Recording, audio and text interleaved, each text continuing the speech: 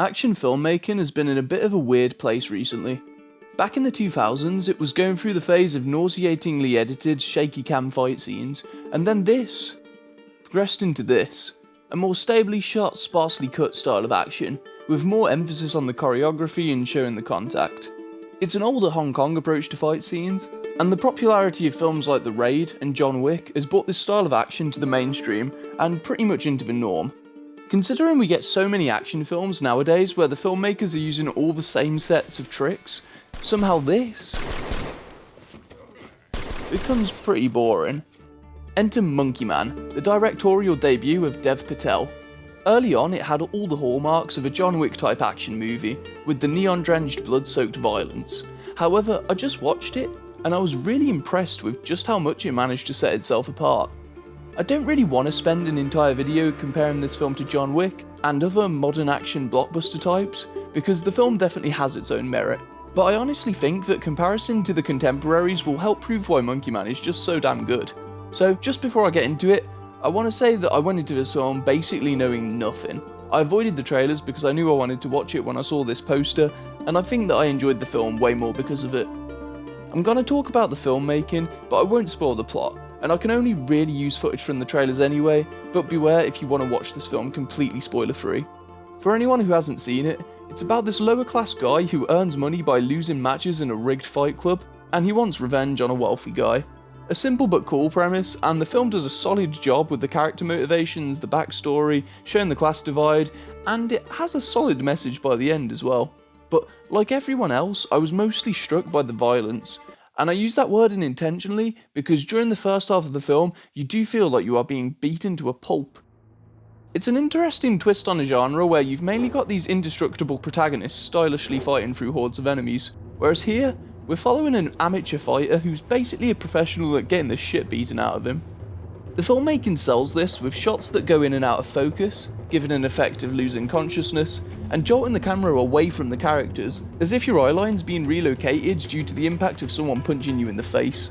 Basically, you feel like you're getting the Jared Leto experience in Fight Club, for multiple long action sequences. No wonder this guy is so angry. Back to John Wick. In the first film, he puts down hundreds of dudes before getting to the guy who killed his dog. He struggled and he's fought for it, but let's be honest, we knew a man of his talents was gonna get there. Monkey Man takes a different approach. Instead of killing his way towards the bad guy, he's basically getting beaten up until he's there. In the first half, every fight is a scramble to survive. He fucks up, he makes bad decisions, and takes a lot of damage. And another part of this is that the gunfire actually feels dangerous. Even when minor characters get shot, you feel it, and there's a sense that each gunshot could actually hit the protagonists, unlike other action movies where 12 bullets basically means 12 kills. And then in the second half, this is completely inverted. Monkey Man has become more of a confident fighter, and the filmmaking mirrors this. The camera stabilises, and it frames him like he's the one in command, and instead of the camera flinching every time our monkey boy takes a hit, it reacts when he hits someone else. The takes are longer and more unbroken because he's not the one getting broken anymore. He is now the threat, and we feel more powerful because of it. The underdog has become the hunter, and it is hype as fuck. It gives you that testosterone boost that you get when you're playing Doom. Here's another gripe I have with modern action films. The long takes. This isn't saying I don't like long takes, I swear, just hear me out. So you've got the classics. The hospital shootout from Hard Boiled, which is fantastic, but it was pretty much done out of convenience to save time on set, and the corridor fight from Oldboy, which was done as a wanna because it makes more sense, both to illustrate the struggle, and with it being set in a narrow corridor. Throughout the next few years you get a few more examples, but then there's a big revival in the mid-2010s, with the hallway scene from Daredevil, which was directly inspired by Oldboy, and the wanna from True Detective Season 1. John Wick also comes soon after this, and then everyone else is trying it. Even though a lot of them are still really good, long takes overall basically start to feel like a gimmick. And while I'm sure they just come from directors wanting to show off what they can do, when I feel one coming I kinda just think, here we go again. Tangent within a tangent, the wanna at the end of No Time to Die should feel so cool, with Bond ascending the staircase in an extended shootout, but it really just felt empty. And that's made by one of the directors that repopularised the technique. Anyway, now we've finally come all the way back around to Monkey Man. This film earns its wonners. The shot length mirrors his confidence as a fighter, his composure, and it clearly distinguishes him from the guy he was in the earlier half of the film. They don't overdo it either. Each long take only lasts a couple of minutes, and there's a few of them that play out in a row.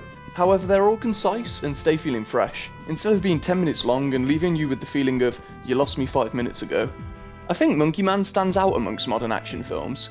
Maybe it's because of Dev Patel's influences. From interviews, it's clear to see he's a Bruce Lee fan. In fact, I thought a lot about Cowboy Bebop while watching. When he's dressed in the suit with his tall, lean build, it really shows that Spike could be done really well in live action, but Netflix has fucked our chances of that. But Monkey Man is really good, and that's with all the religious and political stuff going straight over my head.